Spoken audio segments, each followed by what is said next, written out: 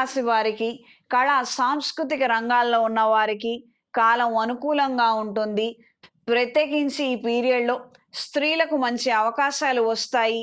లేదా స్త్రీల ఆధిపత్యంతో ఈ టీమ్ లీడరో, ప్రాజెక్ట్ మేనేజరో వాళ్ళ కింద మీరు పని చేస్తున్నట్లయితే వాళ్ళు చేసే పనులు అన్నీ సక్సెస్‌ఫుల్ అవుతాయి.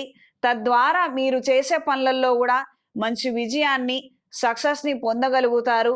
ఇది అన్ని విధాలా శ్రేయస్కరమైనటువంటి అంశము. ఏదో మనం చేస్తున్నాం గదా! వస్తుందో రాదో అన్న డౌట్ ఏం అవసరం లేదు.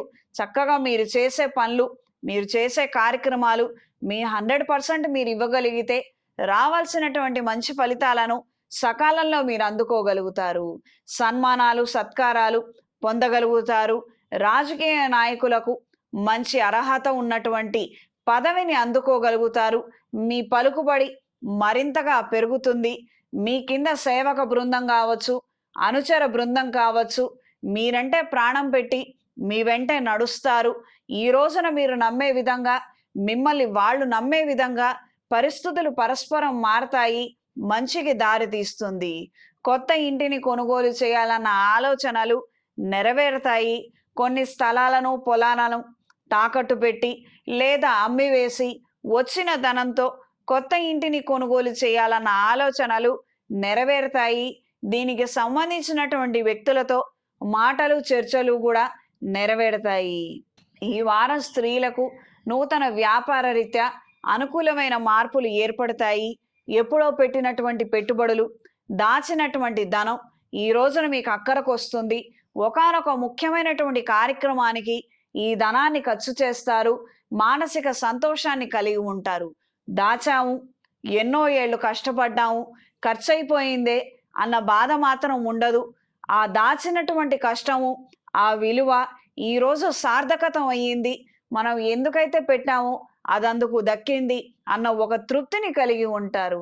ఎన్నో సందర్భాలలో మీ వాళ్ళు మీరు చేస్తున్నటువంటి పనులు కావచ్చు, కొన్ని కార్యక్రమాలు కావచ్చు, అనవసరము, వృధా, ఇంత అక్కర్లేదేమో, ఆర్భాటంగా ఉంటుందేమో, ఇదంతా కూడా హెచ్చులకు వెళుతున్నటువంటి పరిస్థితిగా ఉందని ఒకవేళ హెచ్చరింపులు గనక జరిపితే కాస్తంత నెమ్మదించి ఆలోచించి నిర్ణయం తీసుకోండి. మనకి సమంజసం అనిపించింది, అవతల వాళ్ళకి కాస్త బాలేదు, కొద్దిగా ఆలోచిద్దాం, మనం తప్పేం లేదు, ఒక 10 నిమిషాలు, గంట తేడా అంత మాత్రమే. ఏదైనా రూపాయి మిగిలితే మన పిల్లలకే దక్కుతుంది. ఇది గ్రహించి మెలగండి. ఎవరో విమర్శించారు, మనం బాగా చేస్తున్నామని వాళ్ళు ఏడుస్తున్నారు, ఈ రకమైనటువంటి ధోరణికి మాత్రం వెళ్ళొద్దు. ఇతరులని, మరీ ప్రత్యేకించి స్త్రీమూర్తులను మాత్రం ఎట్టి పరిస్థితుల్లో రాబోయే 3 మాసాలు మీరు నోరు జారి కావచ్చు, తెలిసి తెలియక కావచ్చు, గాసిప్స్కి కూడా ఖచ్చితంగా దూరంగా ఉండండి. మీరు ఏ లిటిగేషన్లలోనూ, చికాకుల్లోనూ ఇరుక్కోకుండా ఉంటారు. ఈ వారం మీనరాశి వారికి కలిసొచ్చే రంగు నీలం, కలిసొచ్చే దిక్కు పడమర, కలిసొచ్చే సంఖ్య 6. ప్రతిరోజు ఇంద్రాణి స్తోత్రాన్ని పఠించండి.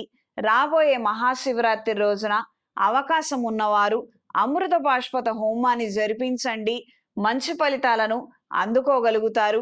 శివపార్వతుల కళ్యాణాన్ని జరిపించగలిగిన లేదా చూడగలిగిన భార్యాభర్తల మధ్య అన్యోన్యత పెరుగుతుంది. వివాహం కాని వారికి వివాహ ప్రాప్తి కలుగుతుంది. శివపార్వతుల అనుగ్రహాన్ని పొందగలుగుతారు.